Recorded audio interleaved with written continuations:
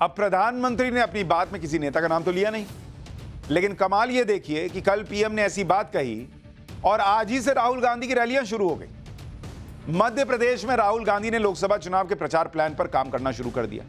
अभी तक राहुल गांधी क्या क्या कर रहे हैं वो भी देख लीजिए। 16 मार्च तक राहुल गांधी अपनी भारत जोड़ो यात्रा में बिजी थे।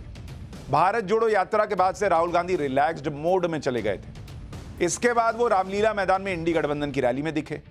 बीच में वायनाड में अपनी लोकसभा सीट के नामांकन के लिए गए थे। फिर कांग्रेस के मैनिफेस्टो को लॉन्च से जुड़ी कांग्रेस की रैली में शामिल हुए। इसके बाद वो अब पार्टी के उम्मीदवारों के लिए अब जाकर प्रचार करना शुरू किया।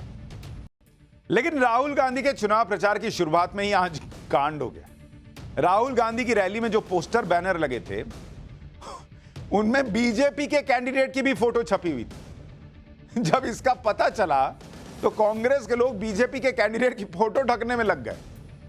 बॉस, ये कांग्रेस पार्टी में ही हो सकता है, रैली कांग्रेस पार्टी की और बीजेपी के कैंडिडेट का फोटो छाप दिए। अब देखिए उसको चिपका रहे हैं। राहुल गांधी की रैली के पोस्टर बैनर में बीजेपी के उम्मीदवार फग्गन सिंह कुलस्ते की फोटो लगा दी गई।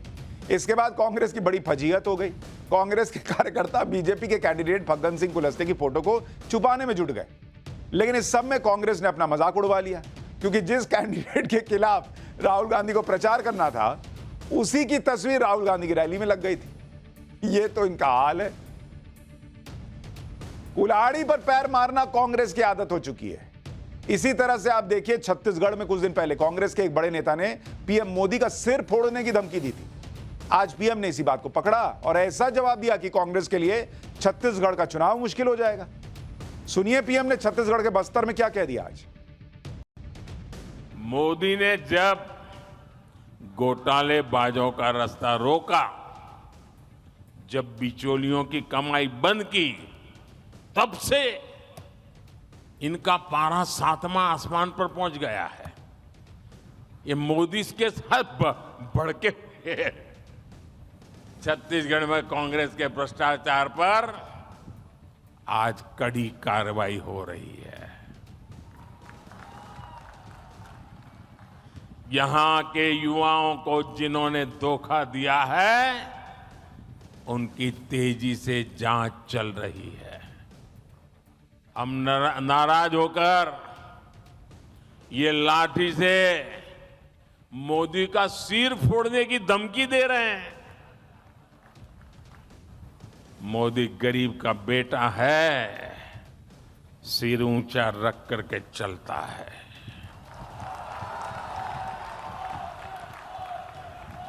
मोदी इनकी धमकियों से डरने वाला नहीं है। अब बताइए, फंस गए आप बोल के। नरेंद्र मोदी ने पब्लिक के बीच सेंटिमेंट जगा दिया कि गरीब का जो बेटा है उसका सिर फोड़ने की देखो ये लोग बात कर रहे हैं। कांग्रेस लगातार पीएम मोदी के टारगेट पर है। कांग्रेस आजकल अपने मैनिफेस्टो के गीत गा रही है, लेकिन कांग्रेस के मैनिफेस्टो की हवा पीएम मोदी ने यह कहकर निकाल दी कि इस मैनिफेस्टो में तो मुस्लिम लीग की छाप है।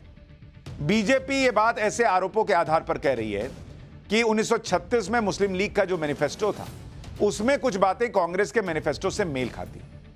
जैसे मुस्लिम लीग ने अपने मैनिफेस्टो में शरिया लॉ को प्रोटेक्ट करने का वादा किया था 1936 में। कांग्रेस ने भी अपने मैनिफेस्टो में आजकल वाले में यह दावा किया है कि अल्पसंख्यकों को पहनने, खाने, भाषा और अपने पर्सनल लॉ को चुनने की आजादी होगी। मुस्लिम लीग ने अपने मैनिफेस्टो में बहुसंख्यकवाद के खिलाफ संघर्ष की बात कही थी। कांग्रेस ने भी अपने मैनिफेस्टो में कहा है कि भारत में बहुसंख्यक की कोई जगह नहीं। मुस्लिम लीग ने मुसलमानों के लिए स्पेशल स्कॉलरशिप और जॉब्स का वादा किया था। कांग्रेस ने अपने मैनिफेस्टो में यह वादा किया है कि विदेशों में पढ़ाई के लिए मौलाना आजाद स्कॉलरशिप को फिर से लागू करेंगे और स्कॉलरशिप की संख्या भी बढ़ाएंगे। अब इसी को लेकर बीजेपी हमलावर है कि जो 1936 में मुस्लिम लीग कर रही थी वही कांग्रेस 2024 में वादे कर रही है। एक बार पीएम मोदी को सुनिए वो कांग्रेस के मैनिफेस्टो पर क्या कह रहे हैं, फिर आगे की बात बताता हूं कि राम मंदिर की एंट्री कैसे हो गई। कांग्रेस तुष्टीकरण के लिए किसी भी हद को पार कर सकती है। कांग्रेस ने जो घोषणा पत्र बनाया है उसमें भी मुस्लिम लीग की छाप है। साथियों, कांग्रेस को आज भी देश के लोगों की जरूरत से कोई लेना देना नहीं है। कांग्रेस के मैनिफेस्टो पर तो पीएम चुन चुनकर हमले कर रहे हैं। साथ ही वो राम मंदिर के उद्घाटन में कांग्रेस के न जाने को भी याद कर रहे हैं। राम मंदिर का जब उद्घाटन हो रहा था तब बहुत लोगों ने कहा था कि कांग्रेस राम मंदिर का न्योता ठुकराकर बहुत बड़ी गलती कर रही है। उस वक्त तो कांग्रेस को समझ में आया नहीं, लेकिन आज चुनाव के वक्त यह कांग्रेस को भारी पड़ जाएगा, क्योंकि पीएम मोदी बार बार इस बात को सबको याद दिला रहे हैं। याद करो कैसे कांग्रेस ने राम मंदिर का न्योता ठुकरा दिया। छत्तीसगढ़ में भगवान राम का ननिहाल भी है, इसलिए बस्तर में पीएम मोदी ने राम मंदिर का जिक्र भी किया।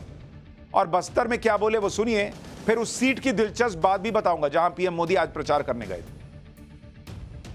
रामनवमी बहुत दूर नहीं है।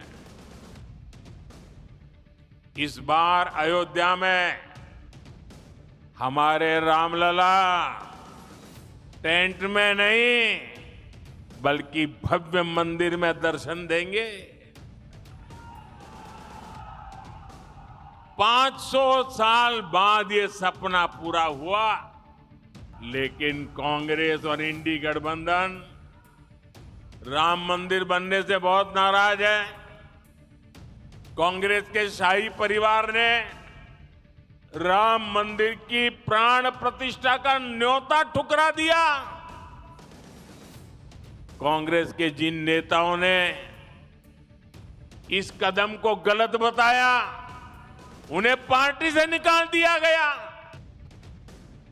प्रधानमंत्री मोदी ने आज छत्तीसगढ़ की जिस बस्तर सीट पर प्रचार किया वो दरअसल नक्सल प्रभावित सीट है, जहां 19 अप्रैल को वोटिंग होगी। बस्तर का सियासी गणित भी बड़ा दिलचस्प है, इसको भी सुनिए। साल 1998 से यह सीट बीजेपी का गढ़ रही। 1998 से 2019 तक यहां बीजेपी का सांसद रहा है, लेकिन 2019 के बस्तर लोकसभा चुनाव में बाजी पलट गई। 2019 में यह सीट कांग्रेस ने 60,000 वोटों से थोड़े से कम मार्जिन से जीत ली। हालांकि 2023 के विधानसभा चुनाव में यहां से बीजेपी का पलड़ा भारी रहा।